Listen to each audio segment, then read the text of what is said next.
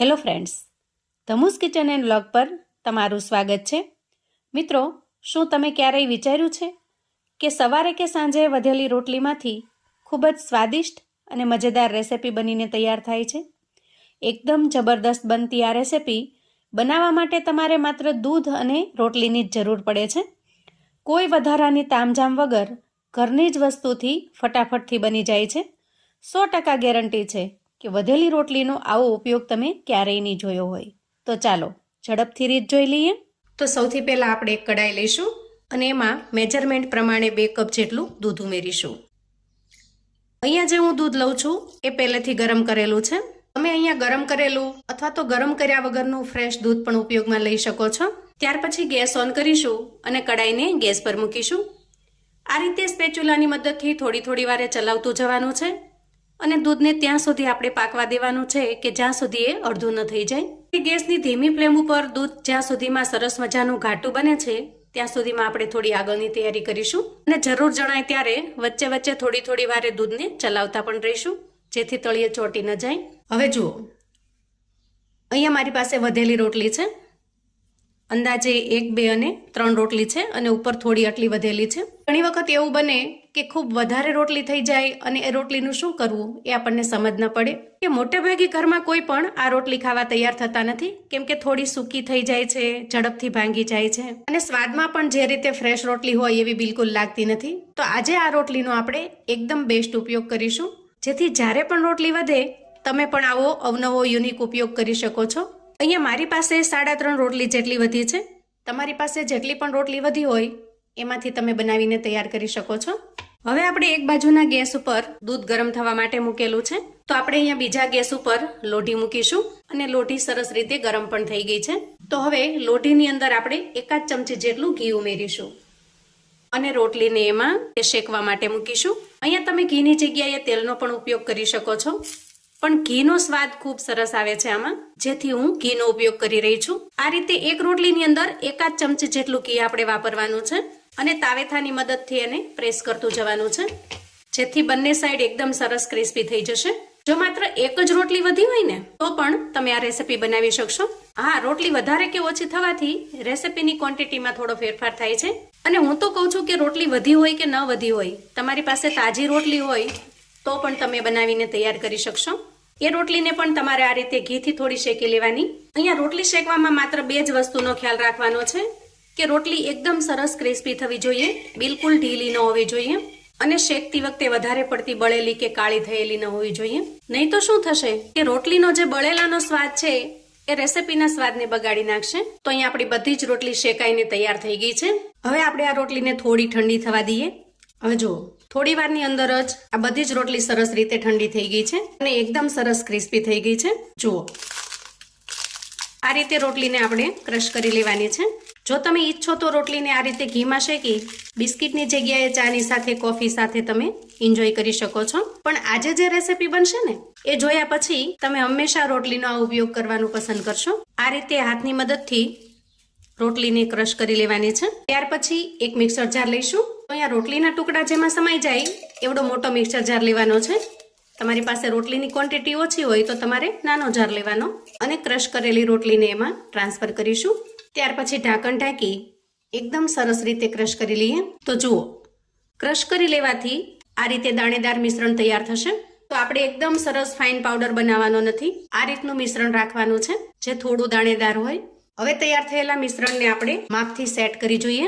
તો જુઓ, અહીંયા ક્રશ કરેલી રોટલીનું માપ 1 કપ જેટલું થાય છે અને 2 કપ જેટલું આપણે દૂધ લીધેલું છે. ત્યાં સુધીમાં જુઓ, અહીંયા દૂધ પણ બળીને અડધું થઈ ગયું છે. જુઓ, અને ખૂબ સરસ ઘાટું રબડી જેવું તૈયાર થયું છે.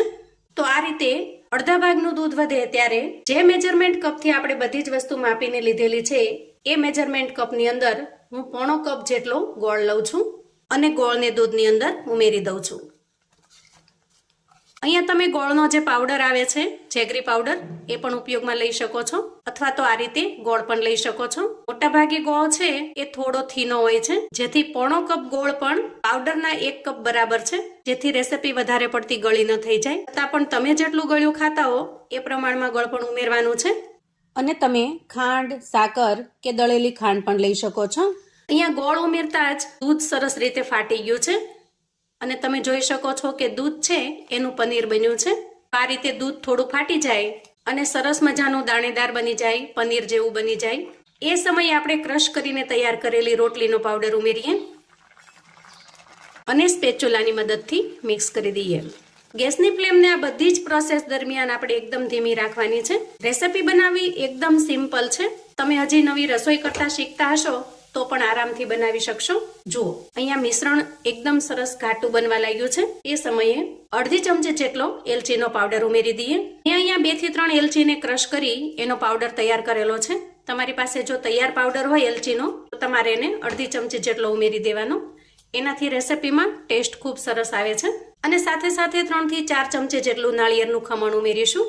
તમારે જો નાળિયેરનું ખમણ ન ઉમેરવું હોય તો એની જગ્યાએ તમે 2 થી 3 ચમચી જેટલો મિલ્ક પાવડર પણ ઉમેરી શકો છો.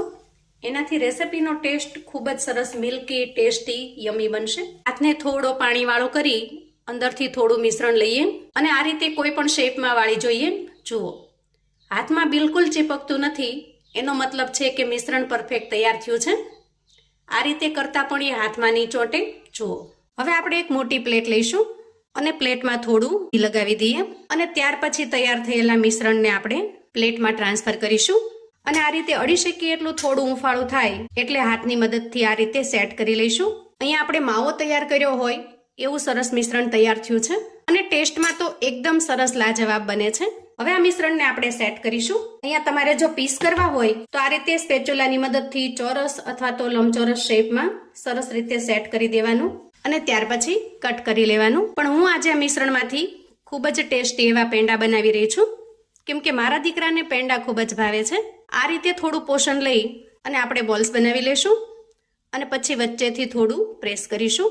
એકદમ સરસ રીતે તમે પેંડાનો શેપ આપી શકો છો. આંગળીની મદદથી સાઈડની કિનારી છે એને થોડી ચપટી કરી લેવાની જેથી મસ્ત શેપ આવી જશે. પેંડા બનાવવાના હોવાથી એક સરખું પોષણ લેવાનું જેથી બધા જ પેંડા એક સરખા માપના તૈયાર થશે. અહીંયા હું મધ્યમ સાઈઝના પેંડા બનાવી રહી છું. તમારા ઘરમાં જો બાળકોને લાડુ ભાવતા હોય તો તમે લાડુના શેપમાં તૈયાર કરી શકો છો. બરફી ભાવતી હોય તો તમે એના ચોરસ પીસ કરી શકો છો. અને મેં કહ્યું એમ મારા દીકરાને પેંડા વધારે ભાવે છે એટલે હું અહીંયા પેંડાનો શેપ આપી રહી છું. એકદમ સિમ્પલ અને સરળ રેસીપી છે અને માત્ર 2 જ વસ્તુથી બનીને તૈયાર થશે. તો જુઓ, અહીંયા આપણે બધા જ મિશ્રણમાંથી પેંડાનો શેપ આપીને તૈયાર કર્યા છે. હવે આને એકદમ ઓરિજિનલ પેંડા જેવો જો લુક આપવો હોય, એકદમ ઓરિજિનલ પેંડા જેવા દેખાય એવા બનાવવા હોય તો આ રીતે ગ્રાઇન્ડરની ચકરી લેવાની અને એનો જે પાછળનો ભાગ છે એને એના ઉપર પ્રેસ કરી દેવાનું. આમ કરવાથી એકદમ બજારના પેંડા જેવો જ લુક આવશે. અથવા તો તમે આ રીતે નાળિયેરનું ખમણ લઈ એના અંદર ડીપ કરી અને ગાર્નિશિંગ કરી શકો છો. એ રીતે પણ પેંડાનો લુક એકદમ સરસ અમેઝિંગ આવે છે. અહીંયા તમે જોઈ શકો છો. અહીંયા તમે કોઈ માવાના પેંડા ખાતા હો અથવા તો મિલ્ક કેક ખાતા હો એવો સરસ ટેસ્ટ આવે છે. વળી ગોળનો ઉપયોગ કરેલો હોવાથી આપણે અહીંયા કોઈ જાતના કલર ઉમેરવાની પણ જરૂર પડતી નથી. અહીંયા તમે જોઈ શકો છો. જુઓ, એકદમ સરસ માવેદાર. જુઓ, 100% મિત્રો, જો એક વખત તમે આ રેસીપી બનાવશો તો વારંવાર બનાવવાનું પસંદ કરશો. અને ખાસ કરીને અત્યારે વેકેશન હોવાથી જો આવું નાનું મોટું ગળ્યું બનાવીને ઘરમાં રાખશો તો બાળકોને પણ ખાવાની ખૂબ જ મજા પડશે. તો મિત્રો, આવું અવનવું જાણવા માટે અને મને સપોર્ટ કરવા માટે ચેનલ પર જો તમે નવા છો તો પ્લીઝ ચેનલને સબસ્ક્રાઇબ કરો. વિડીયો ગમે તો લાઈક અને શેર કરો. તમારા સગા સંબંધી મિત્રોને પણ આપણી આજની એકદમ યુનિક અને અલગ વધેલી રોટલીની રેસીપીની રીત ચોક્કસથી મોકલી આપજો જેથી એ લોકો પણ બનાવીને તૈયાર કરી શકે, એન્જોય કરી શકે અને એના પરિવારને પીરસી શકે. કોમેન્ટમાં મને ચોક્કસથી જણાવજો મિત્રો કે આજની આ વધેલી રોટલીની રેસીપી તમને કેવી લાગી છે. ફરી મળીશું એક નવી રેસીપી સાથે. ત્યાં સુધી આવજો મિત્રો.